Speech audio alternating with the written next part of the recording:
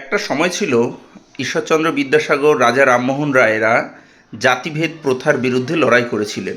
অর্থাৎ বিভিন্ন জাতিগত যে বৈষম্য, সেই বৈষম্য সমাজ থেকে সরিয়ে ফেলার জন্য তারা বিভিন্ন প্রকারের লড়াই বা মুভমেন্ট করেছিলেন। তো এখন বর্তমান সময়ে আমাদের পশ্চিমবঙ্গে যে সরকার রয়েছে, এদের উদ্দেশ্য আবার কিছুটা আলাদা। এদের উদ্দেশ্য হচ্ছে গিয়ে কি, যে নাম্বারের বিভাজন দূর করে দেওয়া। ব্যাপারটা একটু খোলসা করে বলি। আজকে তৃতীয় সেমিস্টারের রেজাল্ট ছিল, মানে ক্লাস টুয়েলভের প্রথম সেমিস্টার, মানে যেটা থার্ড সেমিস্টার নামে পরিচিত।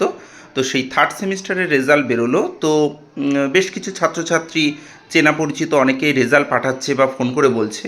তো একটা জিনিস এর মাধ্যমে আমার কাছে স্পষ্ট, যে নাম্বারের কোনো বিভাজন নেই।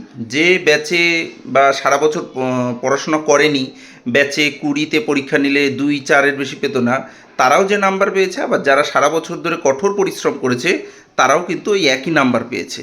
অর্থাৎ ব্যাপারটা কিছু ক্ষেত্রে এরকম হতে পারে, যে যত ভালো টুকতে পারবে পরীক্ষার হলে সে তত ভালো নাম্বার পাবে। আর সরকার তো এই পলিসিই নিয়েছে, এমসিকিউ সবাই টুকবে, টুকে টুকে সবাই সেম নাম্বার। মানে ব্যাপারটা হয়েছে কি, ভালো করে পড়াশোনা করে যে একটা ছাত্রছাত্রী ভালো রেজাল্ট করবে, এবং যারা পড়াশোনা করবে না তারা খারাপ রেজাল্ট করবে, খারাপ রেজাল্টের থেকে তারা যে শিক্ষা নেবে, সেই ব্যাপারটা কিন্তু এখন নেই। মানে স্পষ্ট আমার কাছে এরকম অনেক উদাহরণ অলরেডি হয়েছে, আরও যত জানতে পারবো তত হবে, যে সারা বছর পড়াশোনা করে আলটিমেটলি কোনো লাভ নেই। পরীক্ষার হলে ভালো সিট যদি পড়ে, স্যারেরা যদি একটু হালকা গার্ড দেয় এবং টোকার দক্ষতা যার ভালো থাকবে, সেই কিন্তু আলটিমেটলি ভালো রেজাল্ট করবে।